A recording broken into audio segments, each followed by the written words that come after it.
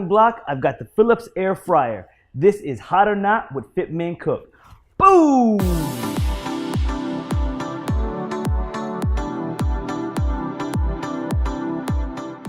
A couple weeks ago, I asked you all to request a product that you all wanted me to review. You all said the air fryer. As part of my ongoing relationship with my friends from Kohl's, I hit them up and I said, I want to do a review on an air fryer. What you got?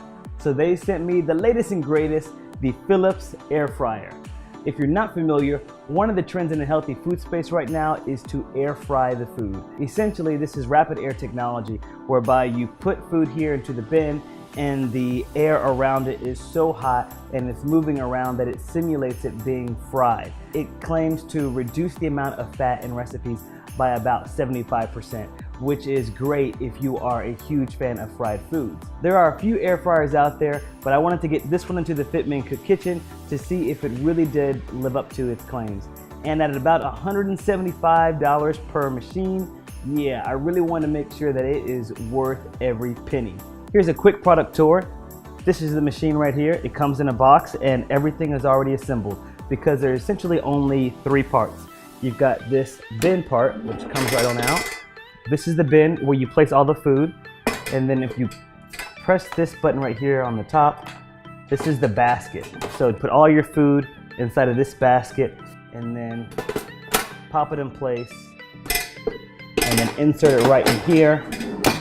And then voila, it is supposed to air fry your food. I'll be judging and rating the air fryer on 3 criteria. The first one is quality. Is the finished product as good as they market it to be? Does it really give you restaurant style fried foods? Secondly, I'll be judging this on ease of use. Is it practical? To get to that end product, do we have to do 15 different steps beforehand? Or is it just you chop everything up and you put it in here and you're good to go? And lastly, I got my own rating, and that is the Fit Men Cook Boom Factor. This considers the price, the practicality of it, the product design, the creativity of recipes that this device can actually inspire as well, so everything is going to be considered. To make this a very fair evaluation, I'm going to use a recipe that they provided in their book. So today we're going to be making their crispy potato skin wedges. So I have followed the directions to prep the potatoes, but what I also thought would be helpful is that at the same time these are being cooked in the air fryer, that we would also bake some in the oven as we normally would, so we can kind of see the difference between having it air fried versus it being baked in the oven. All right, so the first thing I'm gonna do is I'm gonna fire this up because I've got to preheat this.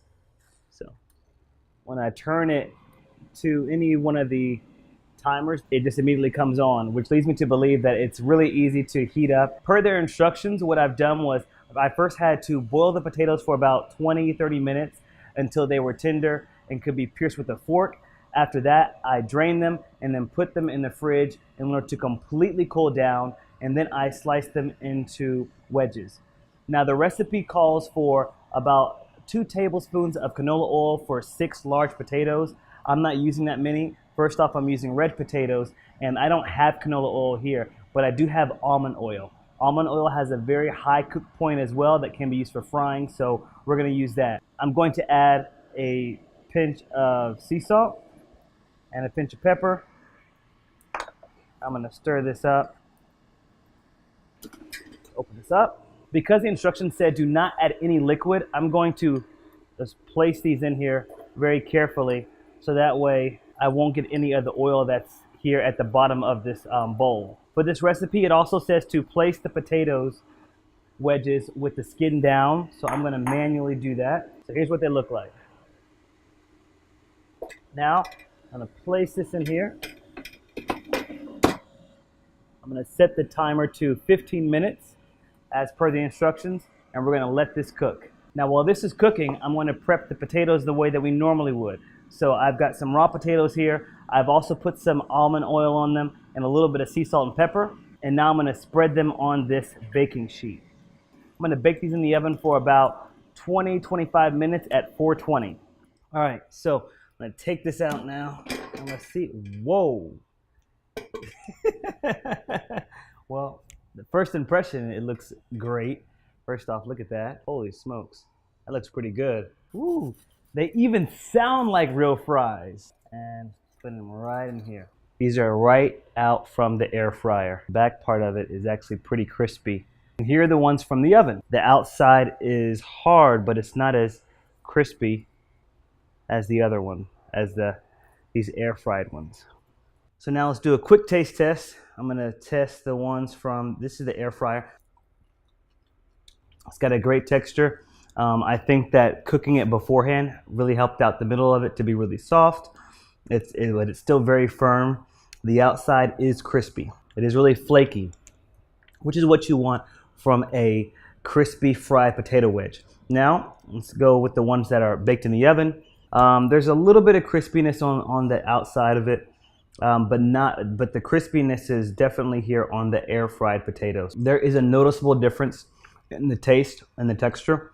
On the air fried ones, I think that it's creamier because we had to boil them first to cook the potato, and then we let it cool, and then we put it in here to fry. So I think that's why it's much creamier. It's much softer, but the outside is very firm. It's very flaky. So let's run down the 3 criteria. In terms of quality, thumbs up for quality. These are restaurant style potato wedges that you would be proud to put in front of your guests. Ease of use, I would say yes and no. I bake my potatoes in the oven for about 20-25 minutes or so, but to prep the potatoes according to the recipe that they provided, I first had to boil the potatoes, which was about 20-25 minutes, and then let them cool in the fridge, which is another 30 minutes for them to cool down completely, then slice them up and then season them up the way that I would. So that's almost an hour's worth of prep just to have some potatoes. Was it worth it in the very end? Absolutely. I really love the crispiness of it. I love the look of it. So for ease of use, I give it a sideways thumb. Not every recipe that you use with the air fryer is going to be the exact same, so I'm giving it the benefit of the doubt. Now for the Fitman Cook Boom Factor, I wasn't too thrilled about the $175 price tag. Now there are cheaper ones out there, but again, the Philips one is one of the best out there on the market. In terms of making that investment, I would consider a couple things. Do you already do calorie conscious cooking? If the answer is yes, then this may be one of those wonderful wish listings that you put on your Christmas list that you can wait around to get. If you are trying to get into calorie conscious cooking and you're trying to save on some calories and you're new to it and you love fried foods, well then this may be a great investment for you, especially if you have a growing family. In terms of practicality, this is a hot air technology cooker. So it's called an air fryer, but it's almost kind of like a convection oven, so you can bake things in here as well. So I do think that it is very practical in terms of having a lot of different uses. In terms of creativity, there are a ton of things that you can do with this, and I like the fact that with this they also provided a recipe book with a lot of cool recipe ideas to get your mind thinking about ways that you can have calorie conscious meals, but in a very delicious faux fried way. The product design, yes, it's designed beautifully. It looks great, it's pretty sexy, but it is not a counter space saver, so keep that in mind. So for the Fitman Cook Boom Factor, I do give it a thumbs up and 1 Fitman Cook Flex. Just a 1 arm flex though, not 2 arms, 1 arm, because of the price tag. Comment below if you purchased an air fryer, and I want you to share your favorite recipe and just your overall experience. I want to thank my friends over at Kohl's for allowing me to do a review of the Philips air fryer. Be sure to check the description box below for the purchase now link if you like what you saw, and remember to tweet me, email me, Instagram me, Facebook me, whatever. Just get at me and let me know the new technology that you want me to review, and I head over to Kohl's and go grab it, and we will put it on the Fitman Cook chopping block. All right, y'all, until next time, keep it healthy, but of course, never ever boring. Boom! I've got the Philips air fryer. This is Hot or Not with Fitman Cook. Boom!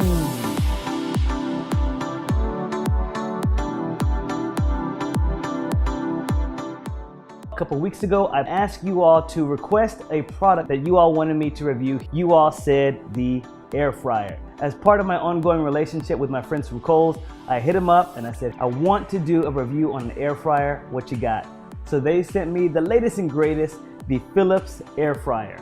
If you're not familiar, one of the trends in the healthy food space right now is to air fry the food. Essentially, this is rapid air technology, whereby you put food here into the bin and the air around it is so hot and it's moving around that it simulates it being fried. It claims to reduce the amount of fat in recipes by about 75%, which is great if you are a